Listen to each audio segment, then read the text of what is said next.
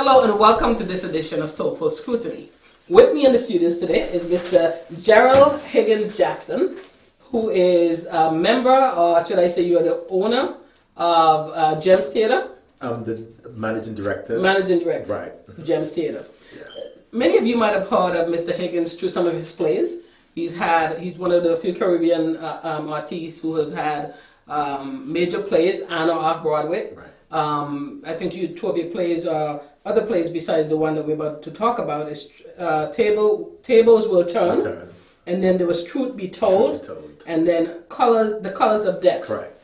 And I happen to have seen The Colors of Death, so great. I hope to see. So I'll have your feedback in just a moment. Yes. Great. Yes. So this is an extremely talented gentleman, and you really caught my attention. Thank you. And I've been pursuing you for a while to get you on the program. Thank you. Because I really was intrigued after watching The Colors of Death. Thank you for having me. Oh, wonderful. I consider it a treat. I was saying to you earlier before the show started that I put on my pearls for royalty. So I had my church clothes on and I put my pearls on because I really do feel highly about your work. I'm honored to be associated with royalty.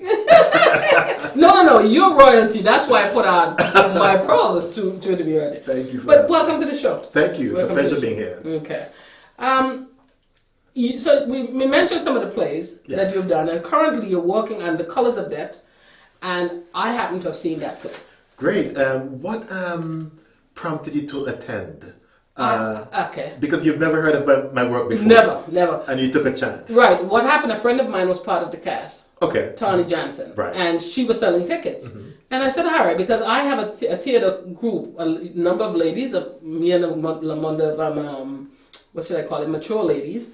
We will go to Broadway and see different plays. So I love plays. Lovely. And I came and I brought one of my Broadway group with me. And we were amazed. Because we felt like we go to Broadway and we spend like $100 and something on tickets. Mm-hmm. And here we came and we spent $40 and we were well entertained.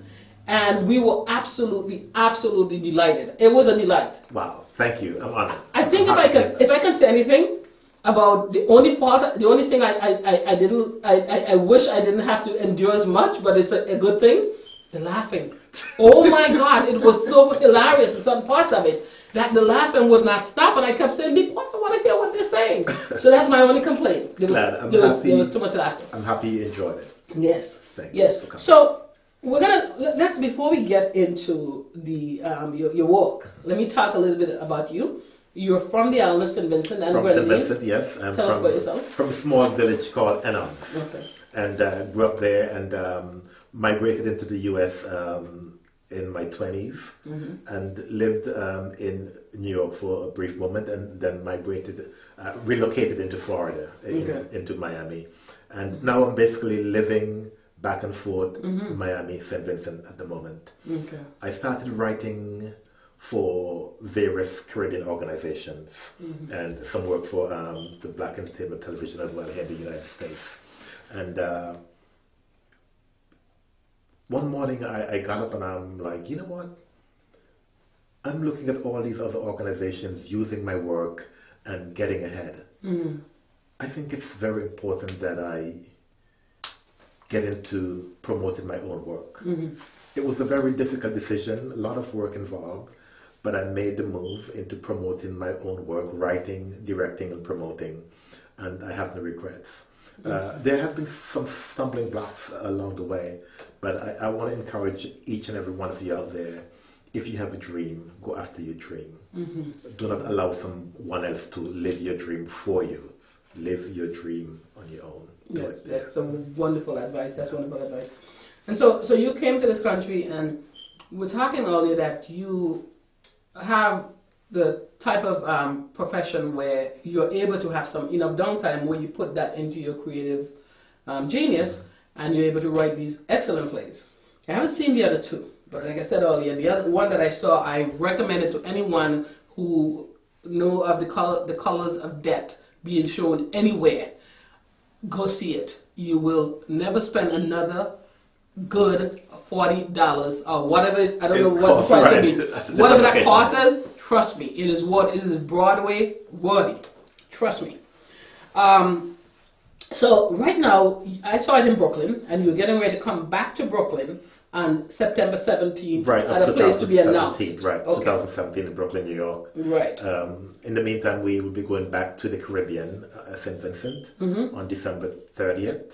And that's at Peace Memorial At Hall. Peace Memorial Hall. So that's Correct. December 30th, Peace Memorial Hall at 8 p.m. Right. Okay. And then we have Montreal and Toronto and London for 2017 as well. Okay. The British Virgin Island Oh, wow. and a few other Caribbean islands for 2017. So we have a very packed schedule coming up. So you're going places with this stuff. You really are. We have to. We are on a mission, and our mission basically is to promote Caribbean culture and Caribbean theater around the world. As we know, it's very hard to bring the world to the Caribbean to see our culture. So it's our duty to take our culture to them and have them embrace it. And you know what? In the Caribbean, in St. Vincent, in the Caribbean period, people know us from being there as a tourist. They don't get a chance to see us in our natural element. Exactly. You know what I mean? So I think your place does that. Yeah, and tourism is part of knowing about someone else's culture, their food, the way they live, not just the beach.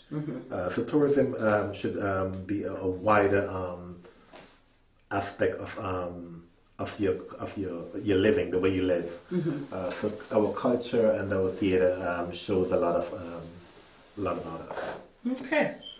So what motivated you? Tell you before the show started. We were talking about what motivated you. I want you to tell the audience what motivated you to venture on this kind of creative journey. Because I mean, this isn't. I've dabbled in a little screenplay writing and working with children in the Caribbean, but I just dabbled in it.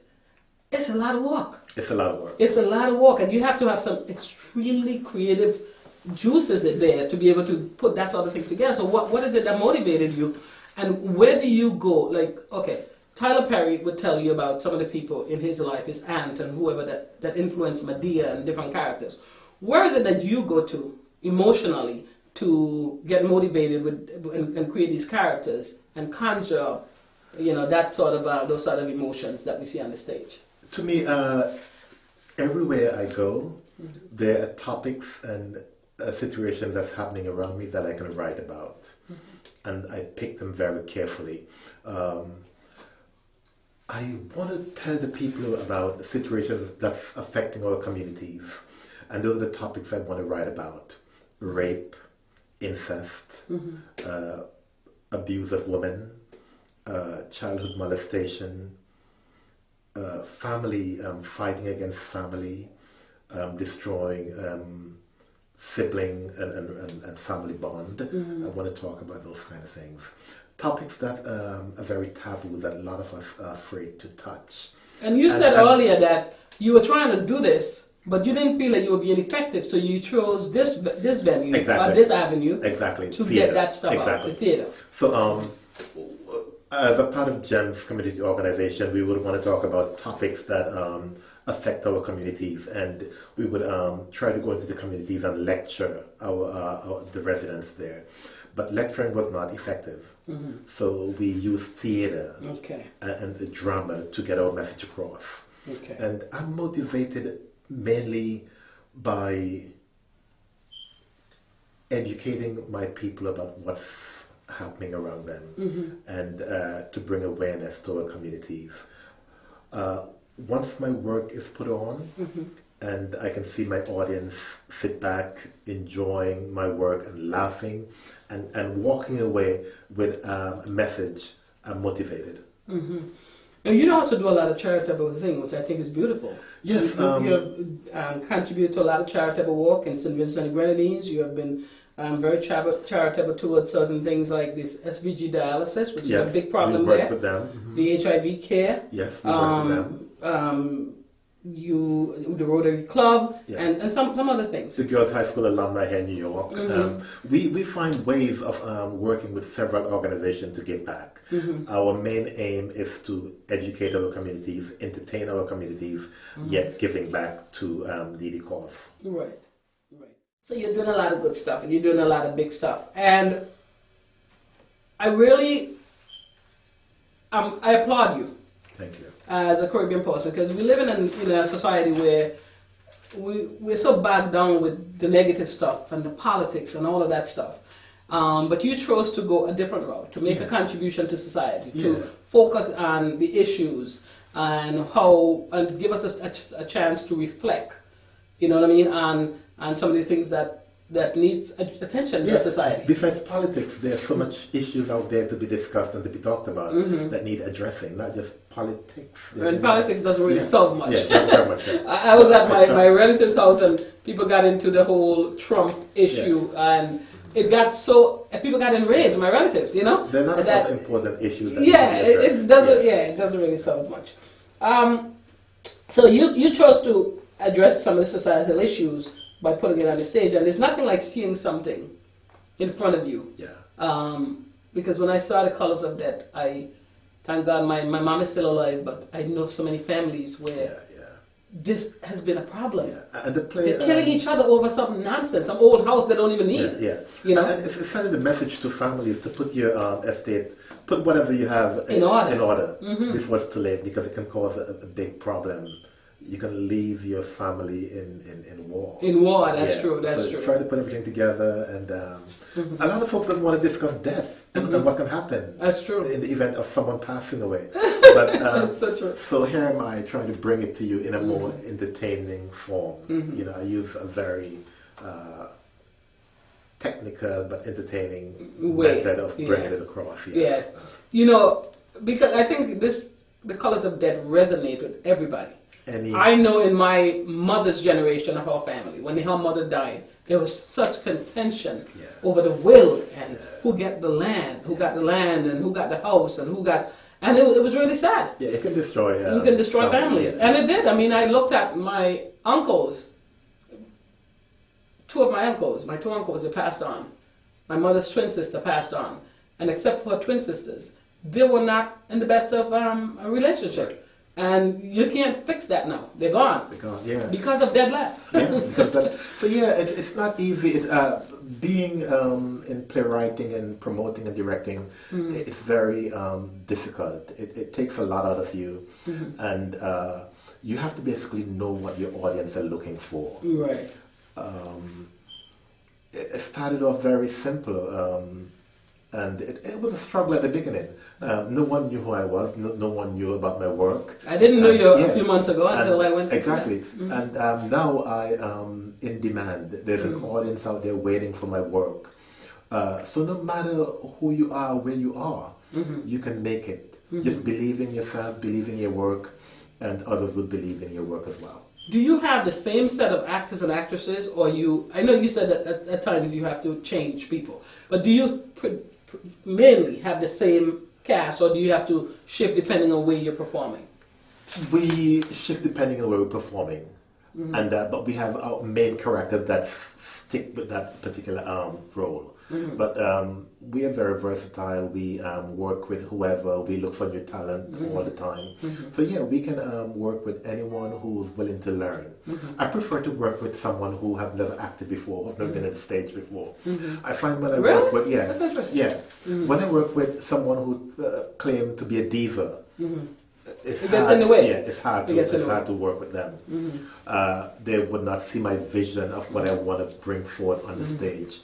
When I write, I get into the character that I'm writing for. Okay. So if there's a play that I'm writing with a mother, a father, a brother, and a sister, I have to get myself into being a mother.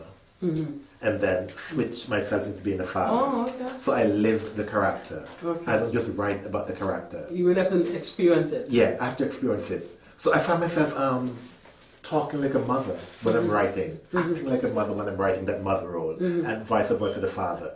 So I just can't write a role and don't live it. I have to actually feel it, live it, and then I can express it in writing. Okay. Okay. Oh, wow, that's very creative. So you have to be very emotional when you're a writer. Trust me. Very, because if you're writing about a crackhead, you gotta feel what a crackhead feels. You have to research a crackhead, the way they move, the way they talk, the way they think, and you have to actually express it on paper. Now, in The Colors of Death, when I saw it in Brooklyn, Aunt B. I'm not going to give too much away because you have to see the play. Which is one of our... But one of the main characters. Oh, she's so funny. And very strange. Very funny. When I wrote the play, we had someone playing the part of Aunt B, and they were in the cast for about a month and a half, and I wasn't feeling that person. They weren't giving me the Aunt B that I envisioned, and I was to ask the person to leave, you know, because this role might destroy your future as an actress. Right. It's not for It's you. not for you. Right. You know, and people are offended. But sometimes it's best to walk away from something that's not for you. Right. And I realized that the part was not fitting that person, and we had to make a drastic change and look for an Aunt B that would actually work. That's an Aunt B. Yeah, this that's an one, Aunt B. she's an Yeah. Aunt B. Let me Because say, if you have, this is really if you have a cast member that's not bringing out the character that you envision, the play would not be successful. That's true. You So got you- a good combination there. Yeah, you have to. You have and to you make changes. played in the one that I saw. Yes, you I actually did. played I a did. role. Is Yes, that I did. typical? Do you? No, is it's that, not typical. I prefer was a to special write. treat we got. I prefer to write and direct, but it was a special treat. Okay. 2 weeks before the production was about to come on, one of our cast members unfortunately could not fulfill their obligations, and at the last minute I had to jump in and. You did a good job. Yeah, You did a very good job, and I think with you on the Aunt B thing, that was a good little. Thank you. Right tension, right everything. Yeah, I think it's important that each writer should be very versatile. You should be able to write, direct. You should know the operation of the theater, how the backstage runs, how the front of the theater runs. You should be very versatile in all aspects of the theater, not just writing. You should know what's going on in every department. Right. So that's what I try to do. I try to make myself very versatile in every area of the theater. Wow. Writing, directing, acting, whatever it takes. Okay. So you have this cast, and now you guys are taking off like a rocket. Are we seeing other plays? Yes, I keep writing. There's a lot of other plays that I've written and have them on file. And eventually there would be a movie. My long-term goal is to have a movie and actually to have one of the first Caribbean play on Broadway. I think we have a lot of folks out there who are waiting to embrace our culture. Not just folks from the Caribbean, but from around the world who would love to have a glimpse into what Caribbean life is all about. So yeah, I would love to have a movie out there, have my work on mainstream Broadway. I've got to off-Broadway, but the dream here is to have a play On Broadway. a Caribbean play. Are we seeing the Caribbean Tyler Perry? It's a vision. It's a vision. I predict and this. I would not falter. I would continue to strive and try to reach for the top. There will be obstacles in the way. There will be folks who try to bring you down, but you just got to rise above them. I predict this is our Tyler Perry in the Caribbean. Thank you. I predict not only the Colors of Death, but other plays that are going to be on Broadway, that are going to be in a movie. Because, like I said, I've seen the Colors of Death, and if you could put on what you put on with we're going to talk next about resources, with your resources, and it's that versatile and that willing to travel and take the time to put this stuff together. I disguise the limit. I know you're going to go great places. Because we don't have any actual funding. We got off Broadway. We got to the British Virgin Islands. We got to Howard University. We got to the Isabel Bader Theatre in Toronto. We got to the Seagull Centre for Performing Arts in Montreal. We've got to Dominica. We've got to Trinidad. We've got to everywhere. And no funding. We have approached the Minister of Culture on several occasions for assistance. Nothing. So when you have a vision, you cannot depend on anyone. Right. To you fulfill just have that to, vision to get it going. You have to get it going. You know, you have to find a way. And once you have an audience, your audience is your way. Yeah, that's true. Your audience is your way forward. Because wherever the Colors of Death is, or any of your plays, there's an audience. And I know, once I don't have to take a plane, I'll be there. Thank you. I would definitely be there. I would recommend it to anybody. And I'm a Broadway fanatic. I go to see a lot of Broadway plays. I have a club of mature ladies And once a month, once every other month, we go to see Broadway plays. And let me tell you, this was like Broadway came to Brooklyn when I saw you play. We try to bring in an audience from just about everywhere. We are not just focusing on the Caribbean, we're focusing on the world. And if you're out there and you eager to learn about new cultures and into theater, Caribbean theater, you should really get into it. Well, some of my staff came with me to see The Colors of Death, and at least 2 people, they're African American, and they enjoyed it as much as I did. Yes, and related to it just as much as I did. We were talking about it next day at work. That wow, this is something that it's funny that more people hadn't come up with this idea before because it's so prevalent in every society. Where people going after that dead left. So where we talked about, how you came to the United States, how you kind of took this journey, trying to send a message out to people or reach people in the community about different issues, and felt that your plays was the way to do it. Was to do it instead of lecturing. Because I tell you something, people understand a play. Yeah, people they'll understand music. They're not gonna. It's boring when you start just talking. We did lectures about various topics, and people would fall asleep. Yeah, would actually fall asleep in our lectures. And in the theater setting, people are at the edge of the seat. Of course, laughing. They get into it, and we're sending a very strong message in a very entertaining method. Yes, because it's certainly. I've always been somebody who did my will. Every couple of years, I do my will, and I say to my children, I put a clause in my will that says, if you fight, I have 2 children. Well, 3, I haven't adopted one. If you fight each other, why do I give my children? But I say, if you fight this one, try to go against my wishes, and you lose, everything that was left for you is going towards this one. Now, I don't know many people who want to risk that, if those assets are good. So when I saw that, I thought, wow, that's even more than I went right after that and updated my will. Wow. I've always done it, but I went and I updated. Exactly. I was like, let me update my will. Right here, we have made an impact. Yes, yeah, we impacted you. I called my lawyer and I said, I need time to update my will, and I did. So I think you have. And we've got the same feedback from a lot of audience who saw the play. They put their stuff in order to avoid frustration and fighting. Yeah, fighting in the end. Yeah. It really is a lot of. It's funny. It's a lot of laugh, and you're right.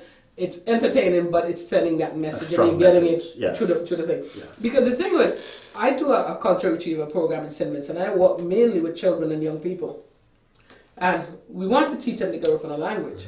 To recognize that young people, like you said, nobody wants to sit there. People, period. Nobody wants to sit there and hear something boring. Right. So what we did, I got James Lavelle. And he went into St. Vincent. Was a group of us, myself, James Curtis, Vona Arthurs, Kyla Haywood, Eleanor Bullock, James Lavelle, and myself. And we got James, who's a musician, to teach the children the language through the music. Wow, Wonderful. It was a hit. Wonderful. Now they're taking regular language classes when we go there. But initially it was music, because you say, if you go there to just lecture them, it's not. It's boring. They don't want to listen to it. You gotta find a way to bring So music, theater, acting, a little humor, people get it. Yeah. It gets their attention, it keeps their attention. So what do you think, Jerrol, your legacy would be? What do you see your legacy as being? My legacy would be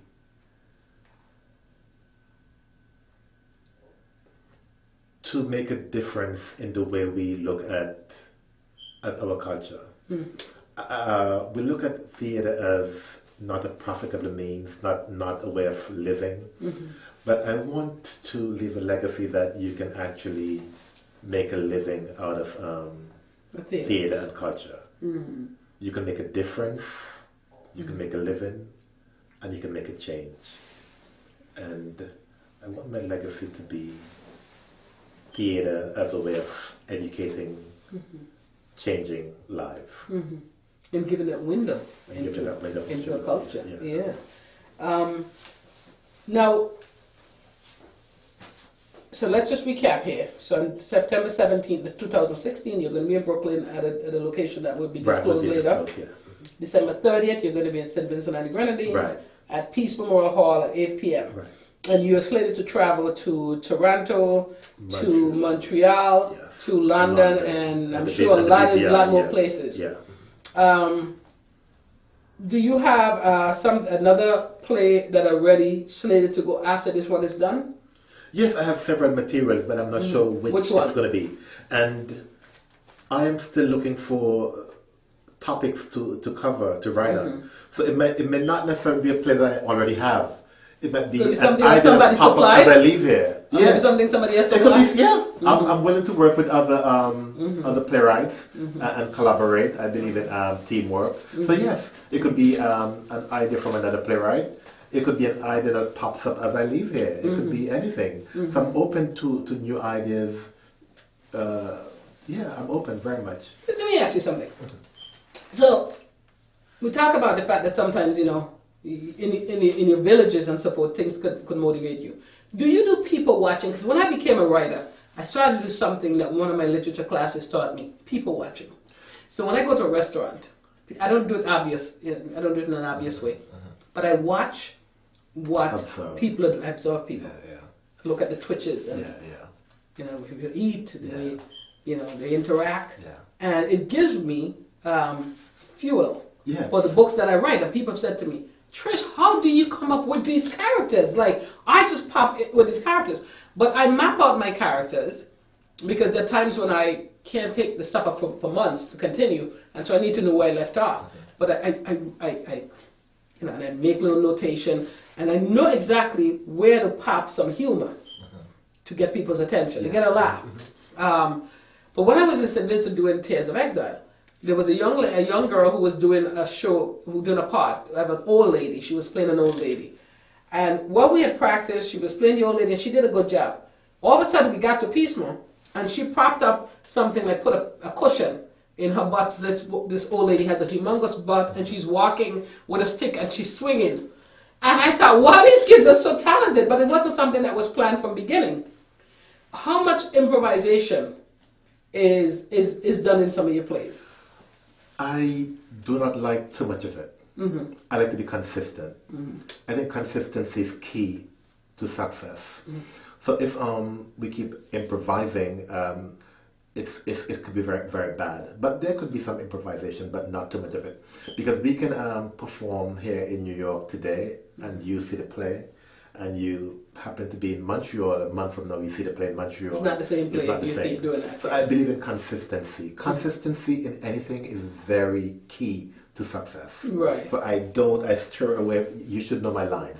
I give you the lines, learn them, deliver them. Yeah. Right. And if there's any changes, I should know in advance. Right. I don't want to be. And in the audience, you go, yes. I didn't know that was exactly. So it's very important to communicate any changes with me. I'm very flexible. Let's talk about it, but no last minute improvisation.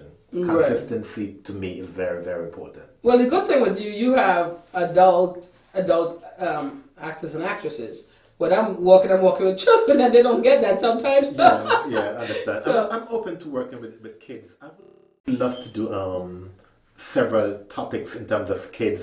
I want to do a Christmas story, a Cinderella story. I want to do all of those topics where we can have a theater packed with kids. Recently, in St. Vincent, we worked with the Girls High School, the Timmy Saunders, and we have all the students come in. In the Caribbean now, they're doing CXC, Theater Arts. So they came into the theater, they used our production as a way of getting an insight into theater and how it operates, the backstage, the front stage. And so yes, we are open to working with kids as well. You just remind me of something. There was a young kid, about 15 years of age, Jack Mars, who was the director of the production of Tears of Exile. Wow, and I was trying to link him up to meet with you when you were there. I think you did meet with him. We sat down at the college, the community college. Right. And I met with a group of students yes, there as well. Yeah. Yes. So we met him, yeah. You met him? Yeah. Because so we met with a group of this students kid is so college. creative. Yeah. We had no props. This is not America where you can get props. So he put together an amazing... I had some stuff at my house in St. Vincent. and I was able to use some of that stuff. But he came up with people who would do backdrafts for us. And this kid is so creative. I said, kid, I don't have time to direct this. I'm going to tell you what I'm looking for. Do it. Yeah, very good kid. And so that's why I thought about him meeting you. We met. I met with the students at the college, and we went over a bunch of topics in terms of building a play and building awareness and marketing and structuring the play and all of that, directing, making sure your characters are actually fit in what you're trying to portray. So I met with them, met with the girls' high school, met a bunch of kids there, and tried to give them an insight of where theatre can go and how successful it can be. That's good that they have something to look forward to, because with a lot of kids in that area, they may be saying, what's the point of studying that? But now they can see someone like you who's being successful in this, and it gives them some motivation. I think a lot of work is not, a lot of effort by our government is not being put into theatre. There are several awards being given away every year in St. Vincent, award for best calypso, best this. Nothing have ever been done for theatre, and I think it's time that we really focus on theatre, because it can build our... You can build an economy. And our name on the international market. You know, the thing is, sadly, we have relegated culture in St. Vincent. And it's not a put down, but it's something that they need to listen to the Ministry of Culture. We have relegated culture to cricket and carnival. And calypso, carnival, calypso, singing. And that's part of our culture, but we also need to do things like the arts and things like that. So we need to see more support, because someone doing the work that you're doing, you definitely should be getting a lot of sponsors. But I'm confident they will come on board. Yeah. And it would be it's going to be never too late for them to come on board.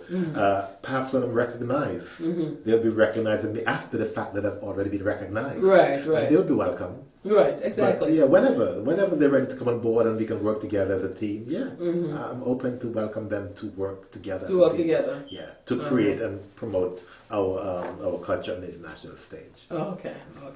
Tell the audience about... Just talk to the audience. What is it that you want to leave the audience with in terms of what you're doing, what you're planning to do, about the support? You might want to thank them. I don't know what do you want to tell the audience? I think I want to say that whatever you're doing, whether theater, sports, singing, anything in the arts, anything creative, anything that you believe in, you should always believe in it. The deeper you believe in your work, the more others would also believe in your work. My first play opened at the Portals Theatre some 10 years ago. And it was my friends and co-workers and the support of a lot of people around me that really kept me together. Sometimes you try to develop a project and others would talk you out of it, telling you, oh no, this cannot work.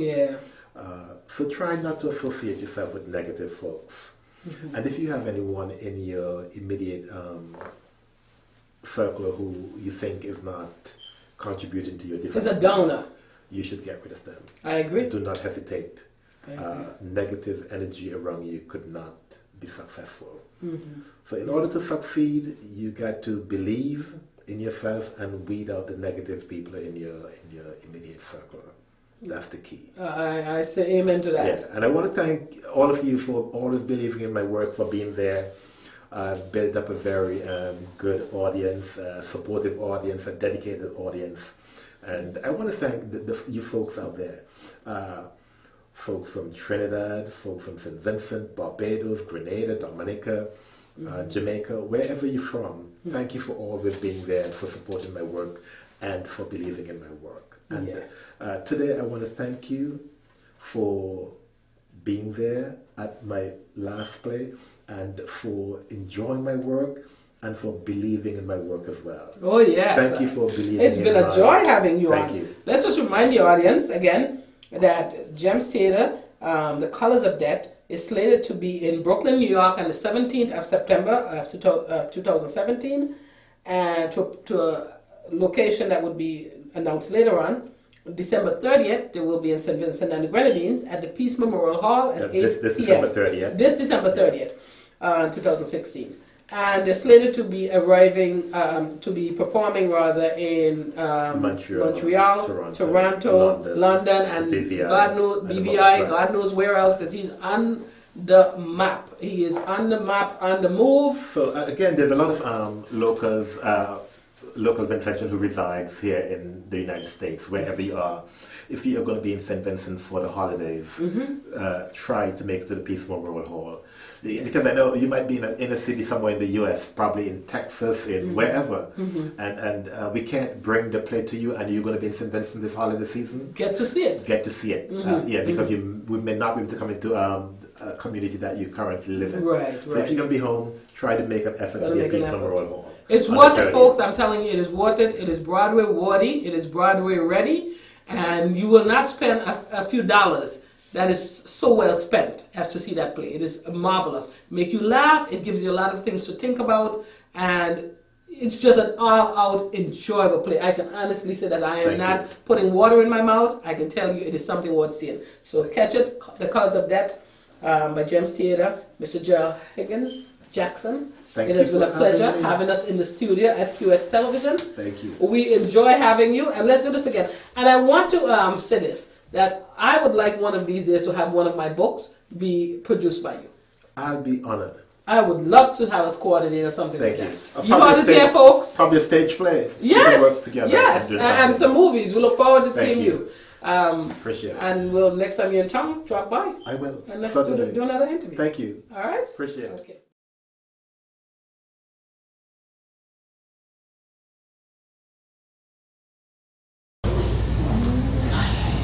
Hello? Oh, Mabel? Yes, girl. At the airport? Oh, sure. Let me let your auntie come and pick you up. All right. Hold on. Auntie is Mabel. She's at the airport. She needs a ride. Which Mabel? What do you mean, which Mabel? My sister Maybelline, your niece from Trinidad. No. I don't carry no cracker in my car.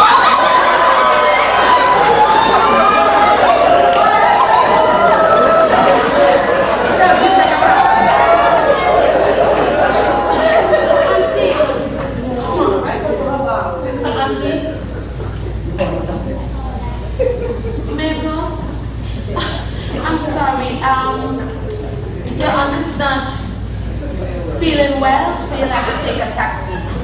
Okay, all right. I can't wait to see you, sis. Bye. Evelyn, Yes, auntie. do me a favor. What, anything? Not all no sickness for me. Auntie, what was I supposed to tell her? Evelyn, all you have to do is just tell your sister what I tell you. Tell her she auntie say she not carrying no cracker and she can't take a taxi. Auntie, that's when the girl was younger. When she had just gone down to Trinidad. Come on. She's a big woman now. And since cleaned up her act. Well, I think. Child, don't be fool. Once a cracker, always a cracker. Auntie, come on now. The girl has her charm. And you and I know age gathers knowledge. Yes, Evelyn. For me and you, age gathers knowledge. But for a cracker, age only gathers more crack. Not me another cracker, Evelyn. Past, present, and future. Well, to each his own. But I do believe people can change. Now, God bless you to change. But I tell you, not in my time.